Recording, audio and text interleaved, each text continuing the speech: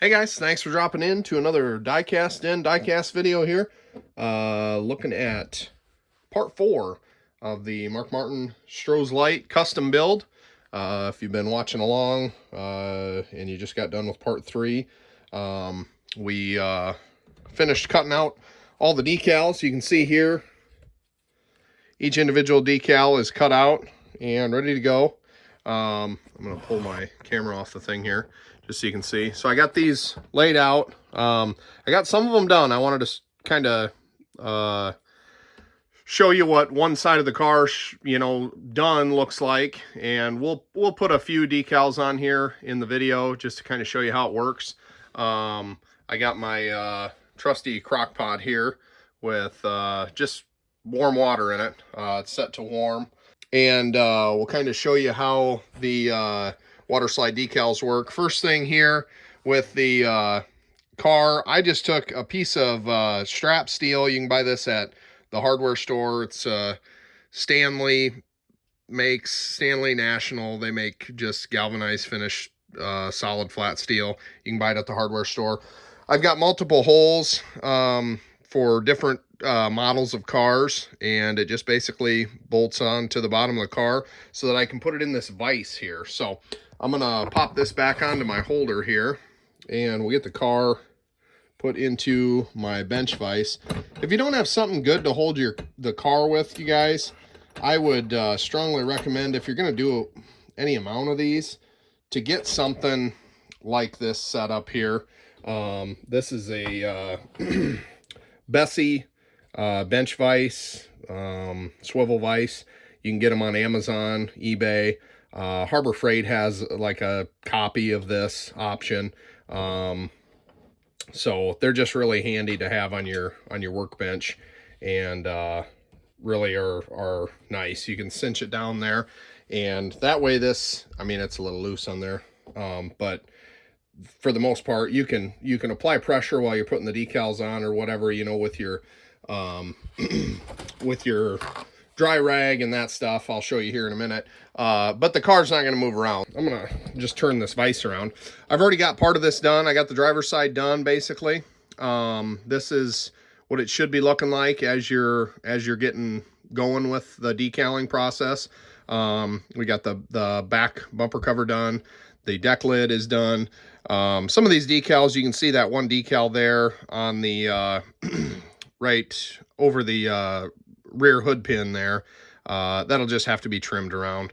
Some of these decals don't fit exactly perfect on the Action diecast because they're actually made for, I think when they size them, they make them for like the plastic model kits. So, all right. The first thing that we're going to do here on this one, I think we'll probably just do these contingency decals.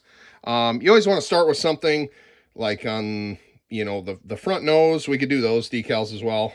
You want to do like the front nose contingency decals, the front side of the door, back side of the front wheel well contingency decals, because they are, the curvature of these fits that wheel well perfectly. You can slide that right up where it needs to be. If you go trying to put the number in the middle of the door, then you run out of, sometimes depending on how you position that, when you don't know exactly where it needs to be, you won't have room for these contingency decals. If you have a, you put the number decal here and then you get here and these won't fit. So you want to start at one end of an open area and keep everything tight, work it across. What I like to do is set up my phone just right in front of the vise there with a picture of the car. Usually 9 times out of 10, these power slide decals are going to be identical to the car that was on the racetrack. So that sometimes is a better reference photo to go to an actual photo of the race car. Anyway, enough of that. I'm going to go ahead and I just take a tweezers, guys, and you can see the clear, I don't know if you can see, there you can see it, right above the NASCAR race car logo. You can see where it's shiny over to the champion decal there.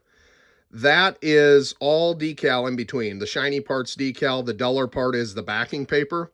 So what I'll do is I'll take my tweezers and get on to a point on the backing paper that is not pinching on that shiny part.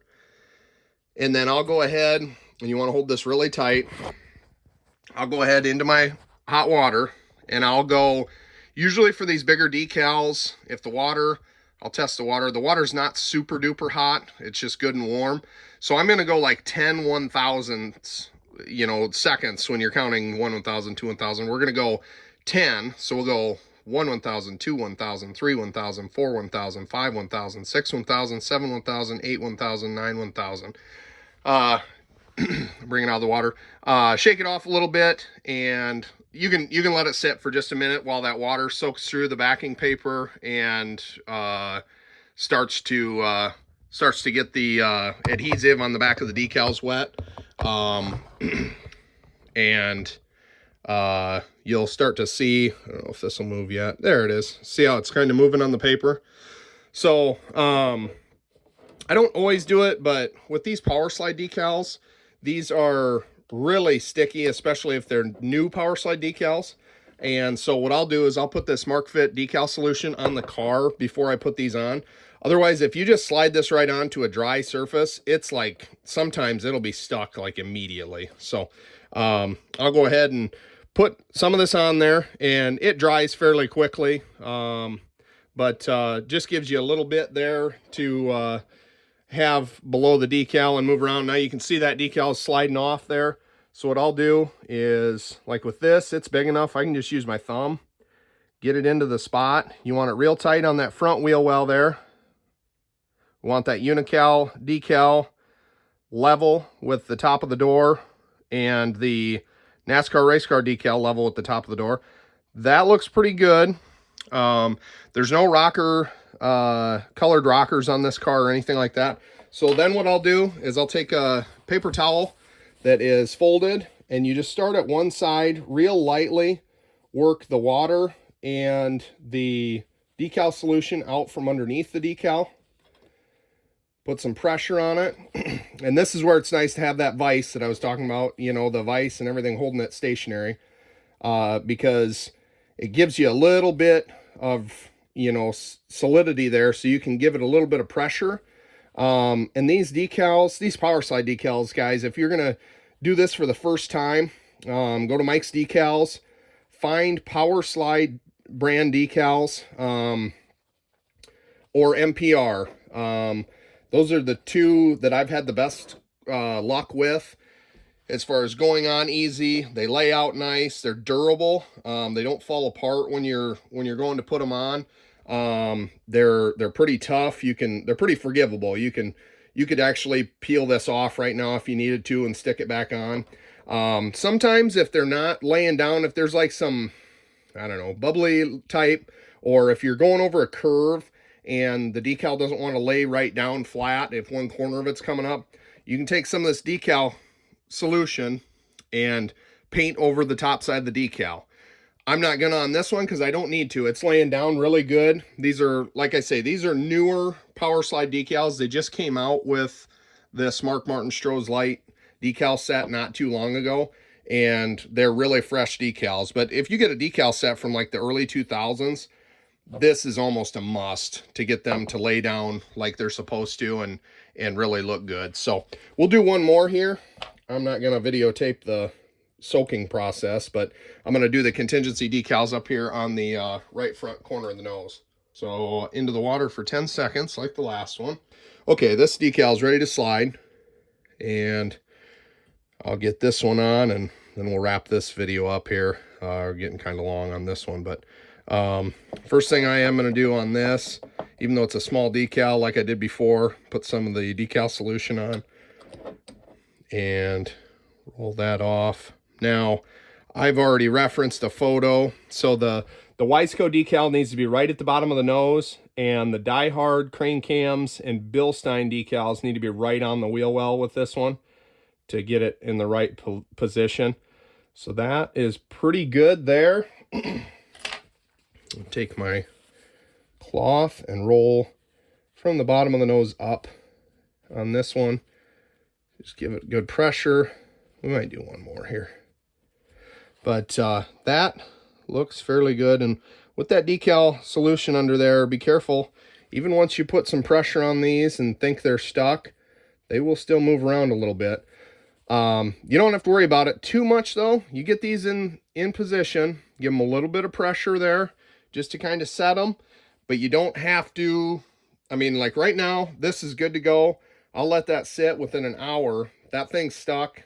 It's where it needs to be. It's not like if there's a little bit of that decal solution underneath the decal, that's not going to hurt anything. So, we'll do one more here, just the Goodyear decal for the top of the wheel well. Okay, this decal is moving really good. This one I probably don't absolutely have to have the solution, but I'll just put a little on there. All right. And sometimes I'll use, for little decals like this, I got this tool that I'll kind of roll it off and put it on that way. The one thing I will warn you guys of with these decals is if you're using your finger, you almost have to like lick your finger before you touch them, which I know sounds kind of gross, but if you don't, or just get your finger wet in the water, but if your finger is completely dry and you're trying to roll this decal on and pull the paper out at the same time, the dang decal will stick to your finger and it'll be stuck on your finger and it won't stick on the car. So just be aware of that. But there, that one's stuck. I'm not going to do any more with that. Like I say, these are pretty user-friendly decals.